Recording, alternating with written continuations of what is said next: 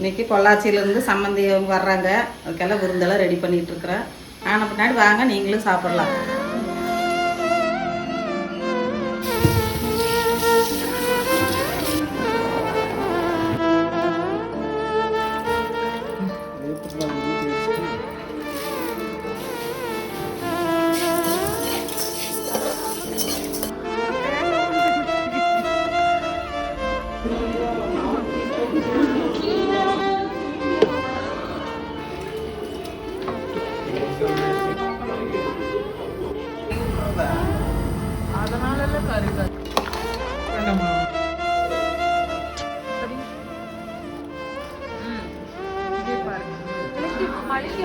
அழகு சுந்தரி.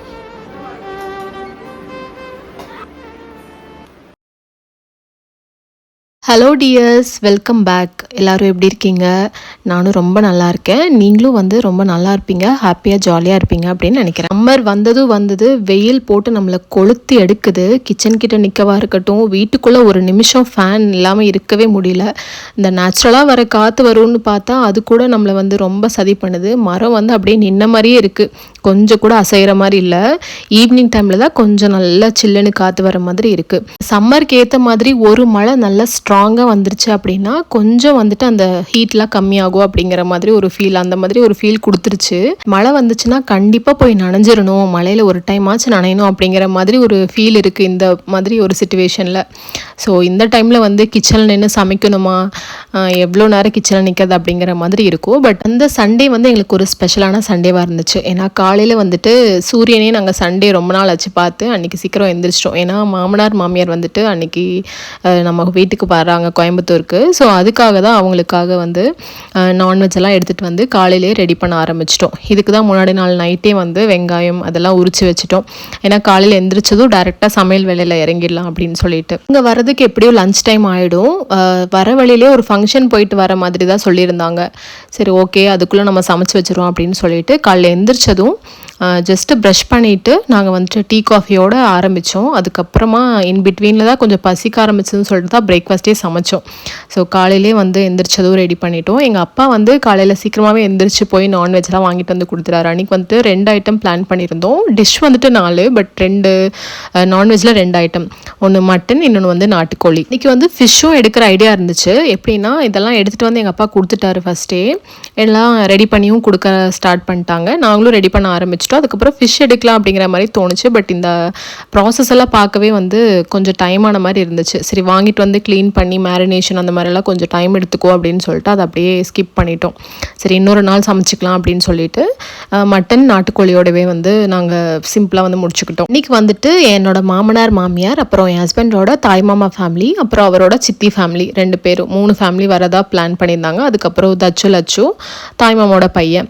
என்னோட சிஸ்டர்லாம் அந்த அன்னைக்கு வர முடியல. ஏன்னா அவங்களுக்கு அந்த அன்றைக்கி வேலை பிஸி அப்படிங்கிறதுனால வரல, இன்னொரு நாள் வரேன்னு சொல்லிட்டாங்க. ஸோ இந்த மாதிரி 3 ஃபேமிலி மட்டும் பிளான் பண்ணி வந்திருந்தாங்க. இன்றைக்கி சமையல் நான் அம்மா 2 பேரும் தான் ஹேண்டில் பண்ணிக்கிட்டோம். நம்ம வீட்டில் ஒரு தனி அடுப்பு இருக்குது. ஸோ அதை வெளியில் வச்சு அவங்க கொஞ்சம் ஸ்டார்ட் பண்ணிட்டாங்க. கிச்சனுக்குள்ளே நான் ஒரு 2-3 ஐட்டம் ஸ்டார்ட் பண்ணிட்டேன். மசாலா அரைச்சி கொடுக்குறது, அதுக்கப்புறம் இந்த க்ளீனிங் எல்லாம் பண்ணி கொடுக்குறது, அந்த மாதிரி நான் ரெடி பண்ணி கொடுத்தேன். பிரீத்தி கம்ப்ளீட்டாக வீடியோஸ் ஷூட் பண்ணான். அப்பா ஏதாவது பொருள் இறக்கி வைக்கிறது, அப்புறம் சிலிண்டர் தூக்கிட்டு போய் வைக்கிறது, கறி வாங்கிட்டு கொடுக்குறது, அந்த மாதிரி வேலையை எடுத்துக்கிட்டாரு. இங்கே எப்படின்னா நாங்கள் 4 பேருமே சமைப்போம். அப்பாவும் சூப்பராக சமைப்பார், அம்மா சமைப்பாங்க, நானும் பிரீத்தியும் சமைப்போம். பட் இந்த அதிகமான குவான்டிட்டி சமைக்கிறதுக்கு அம்மா தான் கரெக்டான ஆள். ஏன்னா அம்மாவுக்கு ஒரு 20 பேர்கிட்ட, ஒரு 25-30 பேர்கிட்ட கூட சமைக்க தெரியும். உங்களுக்கு நிறைய பேருக்கு தெரிஞ்சிருக்கும், அம்மா கவர்மெண்ட் ஸ்கூலில் காலை உணவு திட்டமில் சமைக்க போகிறாங்க. ஸோ அது மட்டும் இல்லை, அதுக்கு முன்னாடி நம்ம வீட்டில் இருந்த ஃபங்க்ஷனுக்கும் அம்மாவும் இன்னொரு பெரியம்மா இருக்காங்க நம்ம ஃபேமிலியில். ஸோ சமையல்னால் அவங்க தான் இறங்குவாங்க. இந்த மாதிரி ஹியூஜ் குவான்டிட்டி அவங்களுக்கு தான் செஞ்சு பழக்கம். எங்களுக்கெல்லாம் 4 பேர் 5 பேர், மேக்ஸிமம் ஒரு 4 பேர் 5 பேருக்கு எனக்கு சமைக்க தெரியும். அப்பாவும் அப்படி தான், பிரீத்தியும் அப்படி தான். பட் நிறைய பேருக்கு சமைச்சு எனக்கும் பழக்கம் இல்லை. ஸோ அம்மா அந்த போர்ஷன் வந்து ஹேண்டில் பண்ணுவாங்க நல்லா. எனக்கு வந்து சமையல் ரொம்ப பிடிக்கும், சமையல் குக் பண்ணுறது வந்து ரொம்ப பிடிக்கும். பிரீத்திக்கும் அப்படி தான். 2 பேருமே குக்கிங் வந்து அம்மா கிட்ட கற்றுக்கிட்டோங்கிறத விட கேட்டு கேட்டு பண்ணுறது. சின்ன வயசுலலாம் அம்மா வந்து வேலைக்கு போவாங்க. ஸோ அந்த டைம் ஈவினிங் வர லேட் ஆகிடுச்சு அப்படின்னா நான் பிரீத்தி அந்த மாதிரிலாம் சமைச்சோம் கொஞ்சம் இன்ட்ரெஸ்ட்டோடு பண்ணுவோம். பட் அப்போ நிறைய சொதப்பிருக்கோம். எடுத்ததும் வந்து எல்லாருக்கும் ஃபஸ்ட் அட்டம்ப்ட்லேயே யாரும் கிளியர் பண்ண போகிறதில்ல இந்த குக்கிங்கில். பண்ணுறவங்களும் இருக்காங்க, பட் அப்போல்லாம் வந்து சொதப்பெல்லாம் நிறைய இருந்துச்சு. பட் இப்போ ஒரு 5-6 இயர்ஸாக, இந்த ரீசெண்ட் 5-6 இயர்ஸாக தான் வந்து நாங்கள் 2 பேரும் ரொம்ப நல்லாவே சமைக்கிறோம்.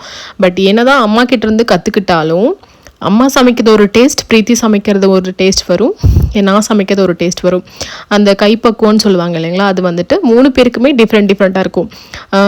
ஃபார் எக்ஸாம்பிளுக்கு வந்து பச்சைப்பயிறு குழம்பு செய்வோம். ஸோ நான் வைக்கிறது ஒரு மாதிரி இருக்கும், பிரீத்தி வைக்கிறது ஒரு மாதிரி இருக்கும், அப்பா வைக்கிறது ஒரு மாதிரி இருக்கும், அம்மா வைக்கிறது ஒரு மாதிரி இருக்கும். ஸோ அவங்கக்கிட்டேருந்தே கற்றுக்கிட்டா கூடமே அந்த டேஸ்ட்டில் வந்து டிஃப்ரென்ஸ் இருக்குது. இன்னொரு விஷயம், எங்கள் அப்பா வந்து சூப்பராக சமைப்பாருங்க. நான்வெஜ்ஜுன்னு வந்துட்டால் எங்கள் அப்பா வந்துட்டு அவரே ரெடி பண்ண ஆரம்பிச்சிடுவார். ஏன்னா அவருக்கு நான்வெஜ் ரொம்ப பிடிக்கும். பிரீத்தியும் அவரும் ஒரு கட்சின்னு சொல்லலாம். நானும் அம்மாவும் நான்வெஜ் சாப்பிடுவோம், பட் இதுதான் வேணும்னு சொல்லிட்டு சாப்பிட்ற டைப் கிடையாது. இருந்துச்சுன்னா சாப்பிடுவோம், வாங்கி கொடுத்தீங்கன்னா சாப்பிடுவோங்க அந்த மாதிரி. பட் அப்பாவும் பிரீத்தியும் எப்படின்னா பர்பஸாகவே இன்றைக்கி எடுக்கலாமா இன்றைக்கி வாங்கலாமா அப்படிங்கிற மாதிரி பிளான் போட்டது அவங்க 2 பேராக தான் இருக்கும். ஸோ அப்பா வந்து சூப்பராக குக் பண்ணுவார். அப்பாக்கிட்டேயும் சிலது கற்றுப்போம், பட் மோஸ்ட்டாக வந்து அம்மா கிட்ட தான் கற்றுட்டு இருந்திருக்கோம். அன்றைக்கி வந்துட்டு இந்த நான்வெஜ்ஜுக்கு தேவையான மொத்த மசாலாவும் ரெடி பண்ணது நான் தான். இந்த வெங்காயம் பூண்டு உரிக்கிற குவான்டிட்டி மட்டும் அம்மா நைட்டே நாங்கள் உரிச்சதுனால எடுத்து கொடுத்துட்டாங்க. இந்த ட்ரை இன்க்ரீடியன்ஸ்லாம் இருக்குல்ல, அதெல்லாம் வந்துட்டு மொத்தமாகவே எடுத்து ரெடி பண்ணேன். அம்மா கிட்ட மட்டும் 10 ஒரு 2-3 ஐட்டத்துக்கு மட்டும் கேட்டுட்டேன். இந்த ஜீரகத்துக்கும் பெருஞ்சீரகமும், மற்றபடி வந்து எல்லா மசாலாவும் நான் தான் அரைச்சேன். சீரியஸாக என்னால் நம்பவே முடியல, நான் தான் அப்படியே அரைச்சேனான்னு சொல்லிட்டு. ஏன்னா அவ்வளோ குவான்டிட்டி வந்து எனக்கு அரைச்சும் பழக்கம் இல்லை. சரி ஓகே அப்படின்னு சொல்லிட்டு ஒரு இதுலேயும் ஒரு குவான்டிட்டி எடுத்து போடலாம் அப்படிங்கிற மாதிரி எடுத்து போட்டேன். காஞ்ச மிளகா மட்டும் அம்மா அளவு சொன்னாங்க. ஸோ அன்றைக்கி அந்த மசாலா அரைக்கிற பொறுப்பு வந்து என்னோட தான். எனக்கும் வந்துட்டு ஒரு ஆசை இருக்குது, எப்படின்னா குக்கிங் பண்ணுறோம் பட் நிறைய குவான்டிட்டிலும் செஞ்சு பழகிக்கணும் அப்படின்னு சொல்லிட்டு. ஏன்னா நிறையா போட்டு செஞ்சு பழகினா தான் வந்து மேனேஜபிளாக இருக்கும், நம்மளும் கொஞ்சம் ஹெல்ப்ஃபுல்லாக இருக்கிற மாதிரி இருக்கும். அப்படிங்கிறத தாண்டி ஒரு செஞ்சோம் எல்லாருக்கும் செஞ்சு கொடுத்தோம் அப்படிங்கிற ஒரு சாட்டிஸ்ஃபேக்ஷன் இருக்கும் இல்லையா, அதுக்காகவே வந்து நிறைய செஞ்சு பழகணும்னு ஆசையாக இருக்குது. பட் எங்கேயாவது சொதப்பிடுச்சு அப்படின்னா அந்த ஹோல் ரெசிபி அந்த எல்லா குவான்டிட்டியுமே வந்து வேஸ்ட்டாக போயிடும் அப்படிங்கிற ஒரு பயமும் இருக்குது. அதனால் வந்து அந்த பக்கம் போகாமல் இருக்கேன். இன்கேஸ் கேட்டு பண்ணலாம், பட் நம்ம வந்து ரொம்ப ரேராக தான் இந்த மாதிரி ஹியூஜ் குவான்டிட்டிலாம் பண்ணுவோம் இல்லைங்களா. ஸோ அந்த டைம் வந்துட்டு மறந்து போயிடும். அந்த மாதிரியெல்லாம் சில ப்ராப்ளம்ஸ்லாம் இருக்கிறதுனாலேயே அதை வந்து ஸ்கிப் பண்ணிகிட்ருக்கேன். இதுவுமே வந்துட்டு இந்த மாதிரி குவான்டிட்டி அதிகமாக செய்கிற டைமில் செஞ்சு ப்ராக்டிஸ் பண்ணோம், இல்லைனா கூட நின்னா கூட நமக்கு அந்த மாதிரி எவ்வளோ போடுறாங்க அப்படிங்கிற மாதிரி தெரிஞ்சிடும். இந்த இன்க்ரீடியன்ஸோட மெஷர்மெண்ட்ஸ் எல்லாம் எவ்வளோ எடுத்துக்கிறாங்க, எவ்வளோ பேருக்கு எவ்வளோ எடுத்துக்கிறாங்க அப்படிங்கிற மாதிரி நமக்கு தெரியும். ஸோ அதுவும் கூட இருந்து கற்றுக்கிட்டோம் அப்படின்னா கற்றுக்கலாம். ஸோ அதுதான் இனிமேல் பண்ணணும். ஏன்னா அதுதான் only one option. Most importantly cooking எல்லாம் கூட பண்ணிடுறேன். புதுசாக எதாவது ட்ரை பண்ணால் கூட பண்ண சொன்னால் கூட பண்ணிடுவேன். அண்ட் குக்கிங்கும் வந்து நமக்கு வருது. எனக்கு வந்து இந்த குக்கிங்கில் பிடிக்காத ஒரு பார்ட் என்ன அப்படின்னா, அந்த நான்வெஜ்லாம் வாங்கிட்டோம் அப்படின்னா அதை க்ளீன் பண்ணுறது. அதை க்ளீன் பண்ணுறதுக்கு அது பக்கத்துலேயே நான் போக மாட்டேன். பிரீத்தி வாஷ் பண்ணுவாள், அவெல்லாம் வந்து அந்த அருவருப்பு இல்லாமல் வாஷ் பண்ணுவேன். பட் எனக்கு அந்த ஒரு மாதிரி அருவருப்பு எப்போவுமே அந்த நான்வெஜ் வாஷ் பண்ணுறப்ப இருந்துகிட்டே தான் இருக்குது. ரொம்ப மிஸ் பண்ண முடியாத ஒரு சிச்சுவேஷன் யாருமே இல்லை அப்படிங்கும்போது நான் வாஷ் பண்ணுவேன். மற்றபடி அந்த சைடே நான் போக மாட்டேன். அது கூட நான் ரீசெண்டாக ஒரு வீடியோவில் கறி வாஷ் பண்ணுறதை பார்த்துட்டு ஒருத்தவங்க கமெண்ட் பண்ணியிருந்தாங்க, நீங்கள் வாஷ் பண்ணவே மாட்டேன்னு சொல்லிட்டு இப்போ இப்படி பண்ணுறீங்க அப்படின்னு சொல்லி. அந்த டைம் நான் வாஷ் பண்ணதுக்கு ரீசன் என்னென்னா, நான் இப்படியே ரீசன் சொல்லி வந்து டிமிக்கி கொடுத்துட்டு இருந்தேன். ஸோ எங்கள் அம்மா என்ன சொல்கிறாங்க, அதெல்லாம் கழுவி பழகிக்கோ, அப்போ தான் அந்த அருவருப்புலாம் போகும் அப்படின்னு சொன்னாங்க. அப்போ கூடமே எனக்கு விருப்பமே இல்லாமல் பண்ணது தான் அந்த வீடியோவில் கூட. துபாயில் இருந்த வரைக்கும் என்ன பண்ணிட்டு இருந்தேன், என் ஹஸ்பண்ட் கிட்ட தள்ளிடுவேன். அவரும் வந்து இதெல்லாம் க்ளீன் பண்ணதில்லை, பட் நான் பண்ண மாட்டேன் அப்படின்றதுனால அவர் வந்து எனக்கு க்ளீன் பண்ணி கொடுத்தாரு. வாஷ் பண்ணுறது மட்டும்தானே, அதனால் வாஷ் பண்ணி கொடுத்தாரு. அதனால் அப்போ தப்பிச்சிட்டேன். இப்போ வந்து வீட்டில் ஆள் இருக்கிற டைமாக பார்த்தோன்னா எப்படியும் நான்வெஜ் செய்வோம் அப்படிங்கிறனால இப்போ தப்பிச்சிட்ருக்கேன். பட் என்றைக்கு மாட்ட போகிறேன்னு தெரியல. ஸோ அன்றைக்கி நாங்கள் பிளான் பண்ணியிருந்த டிஷ் வந்துட்டு நாட்டுக்கோழி தண்ணி குழம்பு கிரேவி. அதே மாதிரி தான் மட்டன்லேயும் தண்ணி குழம்பு மாதிரி வச்சுட்டு அதுக்கப்புறம் கிரேவி பண்ணிட்டோம். ஸோ அதுக்கு மொத்தமாகவே வந்து இந்த மசாலா தான் அரைச்சிருந்தோம். ஏன்னா கிரேவிக்கும் இந்த மசாலா நான் வந்து வீட்டில் வந்து நாங்கள் ஆட் பண்ணுவோம். ஸோ இந்த மசாலா அரைக்கிறதுக்கு தேவையான இன்க்ரீடியன்ஸ் எல்லாம் என்னோடய ஸ்டைல் தான் மொத்தமாக. ஏன்னா அம்மாவோட ஸ்டைலில் பண்ணியிருந்தேன் அப்படின்னா அதில் 2-3 ஐட்டம் மிஸ் ஆகிருக்கும். நான் வந்து என்னென்ன ஆட் பண்ணுவேன்னா எக்ஸ்ட்ரா ஏலக்காவும் அந்த கிராம்பெல்லாம் யூஸ் பண்ணுவேன். ஏன்னா அந்த அரோமா கொஞ்சம் நல்லாயிருக்கும் அப்படிங்கிறதுக்காக. அம்மா வந்து அதெல்லாம் யூஸ் பண்ண மாட்டாங்க. ஸோ அதுக்கு நான் என்னென்ன போட்டிருந்தேன் அப்படின்னா மல்லி, சீரகம், மிளகு, பெருஞ்சீரகம், பட்டை, கிராம்பு, ஏலக்காய், அதுக்கப்புறம் ஸ்டார் ஒரு 2-3 அந்த அன்னாசி பூன்னு சொல்லுவோம் இல்லைங்களா அது. ஸோ இதெல்லாம் வந்துட்டு நல்லா வறுத்துட்டு அப்புறம் தனியாக காஞ்ச மிளகாவும் கருவேப்பிலையும் போட்டு வறுத்துட்டு அதுக்கப்புறம் லாஸ்ட்டாக வந்துட்டு இந்த வெங்காயம், பூண்டு, இஞ்சி இதெல்லாம் வந்து எண்ணெய் ஊற்றி நல்லா வதக்கிக்கணும். கூடவே தக்காளியும் ஆட் பண்ணிக்கணும். அப்புறம் தேங்காய் வந்து ஜஸ்ட்டு ட்ரையாகவே வந்து கட் பண்ணி எடுத்துக்கிட்டேன். தேங்காய் நிறைய போடக்கூடாது, கொஞ்சமாக தான் போடணும். நாங்கள் இந்த மொத்தமாக 4 kg வந்து நான்வெஜ்ஜு. அந்த 4 kgக்குமே ஒரு மூடியில் ஒரு தேங்காய் உடைச்சா ஒரு பாதி மூடி வரும்ல அது ஃபுல்லாக. அதுக்கப்புறம் இன்னொரு மூடியில் கொஞ்சமாக மட்டும் ஒரு 2-3 பீஸ் மட்டும் எடுத்துக்கிட்டோம். ஸோ இதுதான் வந்து மொத்த மசாலாக்கான ப்ராசஸ்ஸு. குழம்புல வந்து வேறு எந்த எக்ஸ்ட்ரா மசாலாவும் ஆட் பண்ண மாட்டோம். இந்த அரைச்ச பேஸ்ட்டு ப்ளஸ் கறி மட்டும்தான் இருக்கும். பட் கிரேவிக்கு வந்து சிக்கனாக இருந்தால் சிக்கன் மசாலா, மட்டனாக இருந்தால் மட்டன் மசாலா போடுவேன். ஏன்னா கிரேவியோட டேஸ்ட் கொஞ்சம் டிஃப்ரெண்ட்டாக இருக்கணும் அப்படிங்கிறதுக்காக. ப்ளஸ் இஞ்சி பூண்டு பேஸ்ட்டு, அதுக்கப்புறம் ஸ்பைசஸ் போட்டு தாளிக்கிறது அந்த மாதிரி வந்து ரெடி பண்ணுவோம். ஸோ இந்த மசாலாஸ் எல்லாம் வதக்கிட்டு நானும் பிரீத்தியும் வந்துட்டு பெரியப்பா வீட்டுக்கு பக்கத்தில் தான் பெரியப்பா வீட்டுக்கு போயிருந்தோம். எதுக்குன்னா தேங்காய் போடணும். ஸோ தேங்காய் வந்து உரிக்கிறதுக்காக, மட்டையெல்லாம் உரிக்கிறதுக்காக பெரியப்பா வீட்டில் வந்து கொடுத்துருந்தோம். ஸோ அதை வாங்கிட்டு வரதுக்காக நானும் பிரீத்தியும் போனோம். நம்ம வீட்டில் இருந்து வாக்கபிள் டிஸ்டன்ஸ் தான். ஒரு சின்ன கட்டு மட்டும் திரும்பணும் அப்படின்னா முன்னாடியே பெரியப்பா வீடு இருக்கும். இவங்க வந்து ஆக்சுவலி என்னோட பெரியப்பா, அப்பாவோட பெரிய அண்ணா. ஸோ அங்கே தான் கொடுத்துருந்தோம். அவங்க வீட்டில் ஆல்ரெடி வந்து ஒரு தேங்காய் மரம் வச்சுருக்காங்க. அங்கே வந்து தேங்காய்லாம் போட்டிருந்தாங்க. ஸோ அதையும் பார்த்துட்டு அதுக்கப்புறமா வந்து அங்கே அவங்க நாங்கள் கொடுத்த அந்த உரிச்ச தேங்காய் வாங்கிறதுக்காக போனோம். ஸோ அங்கே போயிட்டு கொஞ்ச நேரம் பெரியப்பா கிட்ட பேசிட்டு அப்புறம் அவர்கிட்ட வந்து சொல்லியிருந்தேன் இந்த மாதிரி மாமனார் மாமியார் வராங்க அப்படின்னு சொல்லி. அதனால தான் சமைச்சிட்ருக்கோம், சரி கிளம்புறோம் அப்படின்னு சொல்லிட்டு அங்கேருந்து டக்குன்னு கிளம்பிட்டோம். ஏன்னா பேசிட்டு இருக்கவும் டைம் இல்லை அப்படின்னு சொல்லிட்டு. அப்போவே காலையில் ஒரு 9:30 இருக்கும் டைம். அந்த 9:30 டைம்லேயே அவ்வளோ சூடு, கிச்சனில் கொஞ்ச நேரம் கூட நிற்கவே முடியல. ப்ளஸ் அம்மா வந்து வெளியே வச்சு தான் சமைச்சிட்டு இருந்தாங்க. அப்போ கூடமே அவ்வளோ ஒரு ஹீட் வந்து இருந்துச்சு. ப்ளஸ் அந்த அடுப்பு ஹீட்டும் இருந்துச்சு. ஸோ அப்படியே பயங்கரமாக வந்து ஸ்வெட் ஆச்சு. பிரீத்தி வந்துட்டு அன்றைக்கி பயங்கரமாக டயர்டாயிருப்பா. ஏன்னா வீடியோ எடுத்து வெளியே மாற்றி கிச்சன் மாற்றி வெளியேன்னு ஓடி எடுத்துகிட்டு இருந்தா. ஆக்சுவலி அவள் தான் எனக்கு ஹெல்ப் பண்ணான். ஏன்னா அந்த சர்டன் டைமுக்குள்ளே வந்து ட்ரைபாட் வச்சு ஷூட் பண்ணுறது அப்படிங்கிறது கொஞ்சம் காம்ப்ளிகேட்டடான விஷயம். ஏன்னா கரெக்ட் டைமுக்கு சமைக்கணும் அப்படிங்கிறதுக்காக. அதனாலேயே வந்துட்டு பிரீத்திக்கிட்ட அந்த டிபார்ட்மெண்ட் கொடுத்துட்டேன். வீடியோ மட்டும் ஷூட் பண்ணி கொடுத்துரு அப்படின்னு சொல்லிட்டு. அவள் தான் பயங்கரமாக டயர்டாயிட்டா. ஸோ காலையில் வந்து உங்ககிட்ட சொல்லியிருந்தேன் இல்லைங்களா, சாப்பிடாமையே வந்து நாங்கள் சமைக்க ஸ்டார்ட் பண்ணிட்டோம் அப்படின்ட்டு. அதுக்கப்புறம் இந்த மாதிரி ஓடி அந்த பக்கம் இந்த பக்கம் ஓடி மேடமுக்கு பசிக்க ஆரம்பிச்சிருச்சு போல். சரி ஓகே சேமியா செய்யலாம் அப்படின்னு சொல்லிட்டு அவள் தான் வந்து சேமியா ரெடி பண்ணான். அப்பா எங்கள் கூட காலையிலேருந்து ஹெல்ப் பண்ணிட்டு இருந்தார். ஒரு திங்ஸ் எடுத்து கொடுக்கறது, எல்லாத்தையும் எடுத்து அரேஞ்ச் பண்ணி கொடுக்கறது அந்த மாதிரி. கொஞ்ச நேரத்துக்கு கழிச்சு அவருக்கு வந்து ஒரு கால் வந்துச்சு. என்ன அன்றைக்கி வந்து ஒர்க் இருக்குதுன்னு சொல்லிட்டு, ஏதோ சம்ம அர்ஜென்சி அப்படின்னு சொல்லிட்டு கூப்பிட்டாங்கன்ட்டு அவர் கிளம்பிட்டார். அதுக்கப்புறம் நாங்கள் 3 பேர் மட்டும்தான். நாங்கள் 3 பேர் மட்டும் இந்த வேலையை வந்து அப்படியே கொஞ்சம் கொஞ்சமாக பிரிச்சுக்கிட்டோம். இடையில பிரீத்தி வந்து அப்பப்போ அம்மாவுக்கு வந்து ஹெல்ப் பண்ணிட்டு இருந்தா. எனக்கு வந்து இந்த மசாலா அரைக்கிறது மட்டும்தான் அப்படிங்கிறதுனால நான் வந்து எதுவும் அவகிட்ட கேட்கல. பட் அம்மாவுக்கு வந்து ஏதாவது எடுத்து கொடுக்கறது, ஏதாவது வேணும்னா அதை எடுத்துகிட்டு போய் கொடுக்குறது அந்த மாதிரி ஹெல்ப் பண்ணிகிட்டு இருந்தா. மசாலா அரைக்கிறதுக்கு வந்து ட்ரை இன்க்ரீடியன்ஸ் எல்லாம் வந்து சீக்கிரமாகவே ஆறிடுச்சு. இந்த வெங்காயம், பூண்டு, இஞ்சியெல்லாம் போட்டு வதக்கணும் இல்லைங்களா, அது வந்துட்டு ஆறவே இல்லை. நான் ரொம்ப நேரம் ஃபேன் கடியில் வச்சு பார்த்தாச்சு. ஃபேன் கடியில் வச்சு நல்லா கிளறியும் விட்டுட்டேன். ஏன்னா சூடாக வந்து நம்ம அரைக்க முடியாது, நமக்கு டைமும் இல்லை. அதனால நான் என்ன பண்ணிட்டேன், ஆற வச்சு பார்த்துட்டு ஒரு லைட் சூடாக இருக்கும் போதே மிக்சியில் கொஞ்சம் கொஞ்சமாக போட்டு அரைக்க ஸ்டார்ட் பண்ணிட்டேன். ட்ரை இன்க்ரீடியன்ஸ் மட்டும் கொஞ்சம் ஆறிடுச்சு, நல்லாவே ஆறிடுச்சு. அதை மட்டும் ஃபஸ்ட்டு அரைச்சிட்டு அதுக்கப்புறம் இந்த வெங்காயம், இஞ்சி, பூண்டு பேஸ்ட் இருக்கு இல்லைங்களா, அதை அரைச்சி முடிச்சுட்டு வந்து கூட ஃபேன் கடையில் ஃபேன்கிட்டே வச்சுட்டேன். இதை பார்த்துட்டு பிரீத்தி வந்து பயங்கரமாக சிரிச்சிட்டு இருந்தா. நீ எப்படி வச்சாலும் அது எவ்வளோ சீக்கிரத்தில் ஆறுமோ அப்போ தான் ஆறும், எவ்வளோ டைம் எடுக்குமோ அந்த டைம் தான் எடுக்கும் அப்படிங்கிற மாதிரி சொல்லி கலாய்ச்சிட்டு இருந்தா.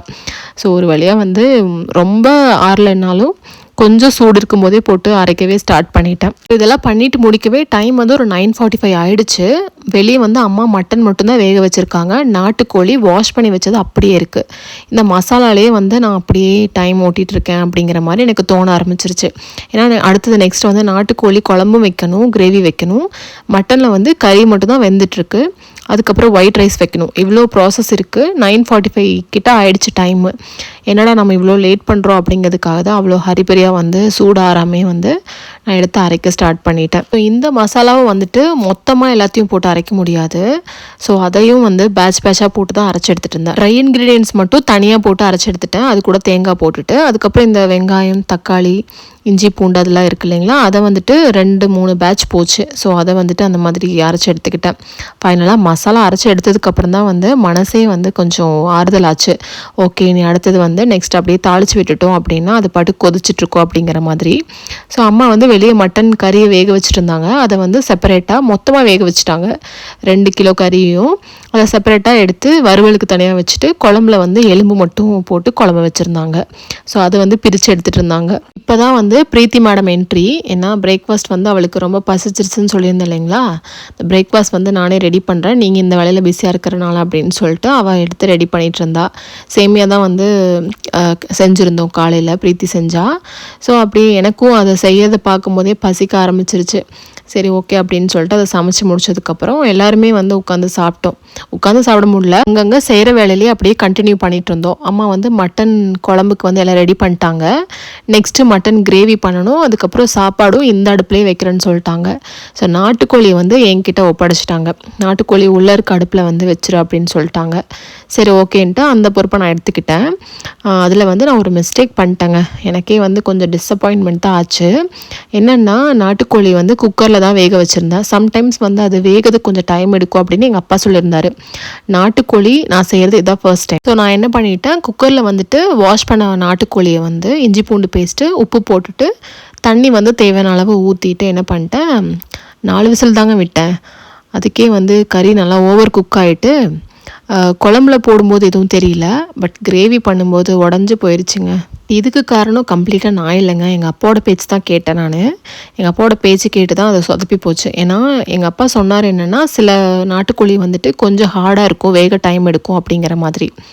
அதுக்கப்புறம் தான் தெரிஞ்சுது கறி வந்து நல்லா சாஃப்டாக குக் ஆகிடுச்சு. அதை தனியாக எடுத்து சாப்பிட்டேன். உப்பு போட்டு தானே வேக வச்சுருக்கேன். தனியாக எடுத்து சாப்பிடும்போது அப்படியே அல்வா துண்டு மாதிரி இருந்துச்சு. பட் கிரேவி பண்ணும்போது நல்லா கிளறுவோம் இல்லைங்களா, கிளறும் போது என்ன ஆகிடுச்சு, உடஞ்சிருச்சு. அது ஒரு பெரிய டிஸப்பாயின்மெண்ட். எப்படின்னா கிரேவி மாதிரி இல்லை, பிச்சு போட்ட நாட்டுக்கோழி கிரேவி மாதிரி இருந்துச்சு. அது எப்படா சர்வ் பண்ணுறது அப்படிங்கிற மாதிரி ஒரு சங்கடத்துலேயே வந்து பண்ணியிருந்தேன். எங்கள் அம்மாக்கிட்டேயும் சொன்னேன், பட் குழம்புல போட்ட கறி வந்து உடையில. ஏன்னா நம்ம அவ்வளோக்கெலாம் அதை கிளற மாட்டோம், குழம்புல கொதிச்சுது அவ்வளோதான். டேஸ்டெல்லாம் சூப்பராக வந்துருந்துச்சுங்க. டேஸ்ட்டுக்கு எந்த குறையும் இல்லை. சிக்கன் மசாலாவும் அதுக்கப்புறம் நம்ம இஞ்சி பூண்டு பேஸ்ட்டு ஸ்பைசஸ் எல்லாம் போட்டு தான் வந்து ரெடி பண்ணியிருந்தேன். டேஸ்ட் நல்லா இருந்துச்சு. பட் முழுசாக இருந்திருந்தா இன்னும் நல்லா இருந்திருக்குமே, உடையாமல் இருந்திருந்தா அப்படிங்கிற மாதிரி ஒரு ஃபீல் கொடுத்துருச்சு. அது என்ன பண்ணுறது, நான் வந்து 4 விசில் விட்டுருக்கூடாது, மேபி 2 விசில் விட்டுருந்தா அது ஓரளவுக்கு கரெக்டாக இருந்திருக்கும். ஏன்னா திருப்பி நம்ம பாயில் பண்ணுறோம், அந்த டைம் கொஞ்சம் ஈக்குவலாக இருக்கும் அப்படிங்கிற மாதிரி லேட்டராக தான் நான் அதை ஃபீல் பண்ணேன். ஸோ அரைச்ச பேஸ்ட்டை வந்துட்டு 4ஆக பிரிச்சுட்டோம். ஒன்று வந்து மட்டன் தண்ணி குழம்பு, இன்னொன்று நாட்டுக்கோழி தண்ணி குழம்பு. கிரேவிக்கு வந்து கொஞ்சமாக மட்டும் எடுத்துக்கிட்டோம், ஏன்னா கிரேவிக்கு அவ்வளோ தேவைப்படாது, ஏன்னா நம்ம எக்ஸ்ட்ரா மசாலாவை ஆட் பண்ணுறோம் அப்படிங்கிறதுனால. மட்டன் குழம்புக்கும் நாட்டுக்கோழி குழம்புக்கும் வந்துட்டு நிறையா மசாலா எடுத்துக்கிட்டோம். ஸோ நெக்ஸ்ட்டு நான் வந்து இந்த நாட்டுக்கோழி தாளிக்கிற ப்ராசஸ் தான். அதுலேயே உங்களுக்கு வீடியோவில் பார்த்தாலே தெரியும் கறி வந்து நல்லா உடையிற மாதிரி. ஸோ கிளறில் அப்படி உடஞ்சிருச்சு, நல்லாவும் பாயில் ஆகிடுச்சு. ஸோ அது ஒரு சின்ன டிஸப்பாயின்மெண்ட்டு. இந்த நாட்டுக்கோழி கிரேவியை தவிர மற்ற எல்லாமே வந்து நல்லா வந்துருந்துச்சு. ஸோ எல்லாமே ரெடியும் பண்ணிட்டோம் நாங்கள். அம்மா வந்து 3 பண்ணிட்டாங்க, மட்டன் குழம்பு, நாட்டுக்கோழி தண்ணி குழம்பு, அதுக்கப்புறம் ஒயிட் ரைஸ். இந்த 3மே அம்மா ரெடி பண்ணிட்டாங்க. இந்த நாட்டுக்கோழி கிரேவி மட்டும் உள்ள கிச்சனில் நான் பண்ணுற மாதிரி இருந்துச்சு, ஏன்னா ஒரே அடுப்பில் வந்து எல்லாமே பண்ண முடியாது அப்படிங்கிறதுனால. ஸோ அதை மட்டும் நான் பண்ணிட்டேன். எல்லாமே வந்து ஆல்மோஸ்ட் ஒரு 12:30க்கு வந்து ரெடி பண்ணிட்டோம், எல்லாத்தையுமே ரெடி பண்ணிட்டோம். எல்லாமே ரெடி பண்ணிவிட்டு அப்புறம் என் மாமனார் மாமியாருக்காக வெயிட் பண்ணிகிட்டு இருந்தோம். ஆக்சுவலி வந்து 1 by 1 குளிக்க போயிட்டோம், ஏன்னா பயங்கரமாக வந்து ஸ்வெட் ஆகிட்டு ஒரு மாதிரி அந்த வெயிலே வந்து ஏண்டா வருதுங்கிற மாதிரி ஃபீல் ஆகிடுச்சு. ஸோ 1 by 1 வந்து போய் குளிக்க ஆரம்பிச்சிட்டோம். ஸோ நான் நாட்டுக்கோழி, இந்த பிச்சு போட நாட்டுக்கோழின்னு சொன்னேன் பார்த்தீங்களா, ஸோ அது இப்படி தான் இருந்துச்சு ஃபைனலாக. பட் டேஸ்ட் நல்லா இருந்துச்சு. அப்புறம் எல்லாத்தையும் ரெடி பண்ணி வச்சுட்டு நாங்கள் போய் குளிச்சுட்டு வந்தோம் 1 by 1. அதுக்கப்புறம் தான் ஒரு ரிலாக்ஸ்டாக இருந்துச்சு. சாப்பிட இப்போ நாங்கள் ரெடிடா அப்படிங்கிற மாதிரி இருந்துச்சு. ஒரு 1 o'clock ரேஞ்சில் வந்துட்டு மாமியார் மாமனாரும் வந்துட்டாங்க. எல்லோரும் ஃபேமிலியில் எல்லாருமே வந்துட்டாங்க. தச்சோ லச்சோ எல்லாருமே வந்துட்டாங்க. ஸோ அவங்க வந்ததுக்கப்புறம் கொஞ்ச நேரம் பேசிகிட்டு இருந்துட்டு அதுக்கப்புறம் இலை வந்து நம்ம வீட்டு செடியிலே இருந்துச்சு, வாழை இலை. அது பத்தலைன்னு சொல்லிட்டு பக்கத்து வீட்டு செடியிலும் வந்து ஒரு 2 இலை வந்து பறிச்சிட்டாங்க அம்மா. டக்குன்னு எல்லாரையும் சாப்பிட வச்சிடலாம் அப்படின்னு சொல்லிட்டு எல்லாத்தையும் எடுத்து பரிமாற ஸ்டார்ட் பண்ணிட்டோம். ஏன்னா டைம் வந்து அப்போ ஆல்மோஸ்ட் 1:30 டைம் ஆயிடுச்சு. குழந்தைங்களும் வந்து பசியோடு இருப்பாங்க அப்படின்னு சொல்லிட்டு சாப்பிட வைக்க ஸ்டார்ட் பண்ணிட்டோம். வீட்டுக்கு வந்து இறங்குனதும் யாருமே கார் வீட்டு கூட இறங்கல. தச்சு லச்சு ஓடி வந்து கேட் ஓப்பன் பண்ணி வீட்டுக்குள்ளே இருந்த என்ன வெல்கம் பண்ணதே அவங்க தான். ஓடி வந்துட்டாங்க 2 பேரும். ஸோ அவங்க கிட்ட வந்து கொஞ்ச நேரம் மட்டும் பேசிட்டு ரொம்ப நேரம் பேச முடியல. அப்புறம் சாப்பாடு பரிமாறதுக்கான ப்ராசஸில் வந்து இறங்கிட்டோம். அப்புறம் எல்லாருக்கும் சாப்பாடு போட்டு சாப்பிட்டதுக்கப்புறம் நான் அம்மா பிரீத்தி வந்து உட்காந்து சாப்பிட்டோம். ஏன்னா அவங்க அப்போ தான் சாப்பிட்ருக்காங்க அப்படின்னு சொல்லிட்டு அவங்கள கொஞ்ச நேரம் ரெஸ்ட் எடுக்க சொல்லிட்டு அவங்களும் வெளியே போய் உட்காந்து கொஞ்ச நேரம் சில் பண்ணிட்டு இருந்தாங்க. அப்புறம் லாஸ்ட்டாக வந்து நான் அம்மா பிரீத்தி 3 பேர் சாப்பிட்டோம். அப்பா வந்து வேலை விஷயமா வெளியே போனவர் வரவே இல்லை. 3 o'clock இருக்கும், அந்த டைமில் தான் அவர் வந்தார். ஸோ அவர் வந்து தனியாக தான் சாப்பிட்ற மாதிரி இருந்துச்சு அன்றைக்கி. ஏன்னா ரொம்ப லேட் ஆகிடுச்சு அப்படின்னு சொல்லிட்டு நாங்கள் 3 பேர் முன்னாடியே சாப்பிட்டோம். எல்லோரும் சாப்பிட்டோம். அப்பா மட்டும் அன்றைக்கி சாப்பிடல. அவர் லேட்டாக வந்ததுனால அவருக்கு லேட்டாக சாப்பிட வைக்கிற மாதிரி ஆயிடுச்சு. ஸோ எல்லாமே நல்லா வந்துச்சு எக்ஸப்ட் இந்த சிக்கன், அந்த நாட்டுக்கோழி கிரேவி தவிர. பட் டேஸ்ட்லாம் நல்லா தான் இருந்துச்சு. சாப்பிட்டு முடிச்சுட்டு எல்லோரும் கொஞ்சம் நேரம் ரிலாக்ஸாக உட்காந்து பேசிகிட்டு இருந்தாங்க. அதுக்கப்புறம் என் ஹஸ்பண்டும் வந்து கால் பண்ணிட்டாரு. அப்புறம் எல்லாருக்கிட்டையும் வீட்டில் பேசிட்டு அப்புறம் ஒரு 4:30 இருக்கும், 4:30 4:45 இருக்கும். அந்த டைம் வந்து கிளம்பிட்டாங்க. எல்லாம் டீ எல்லாம் குடிச்சு முடிச்சுட்டு அந்த டைம் வந்து கிளம்பிட்டாங்க. அந்த வீக் சண்டே வந்துட்டு இந்த மாதிரி ஒரு என்கேஜான சண்டே அண்ட் ஃபேமிலி டைம் அந்த மாதிரி இருந்துச்சு. ஒரு சின்ன வருத்தம் என்ன அப்படின்னா என் ஹஸ்பண்ட் வந்து அந்த டைம் இல்லை. ஏன்னா எல்லாரும் இருக்கும்போது அவர் இருக்கணும் அப்படிங்கிற மாதிரி ஒரு சின்ன இடத்துல கூட ஃபீல் பண்ண வைக்குது. அவ்வளோதான், அவங்களும் கிளம்பிட்டாங்க. இந்த விலாகோட எண்டுக்கும் நம்ம வந்துட்டோம். நெக்ஸ்ட் ஒரு இன்ட்ரெஸ்டிங்கான விலாகில் பார்க்கலாம். அது வரைக்கும் பாய்.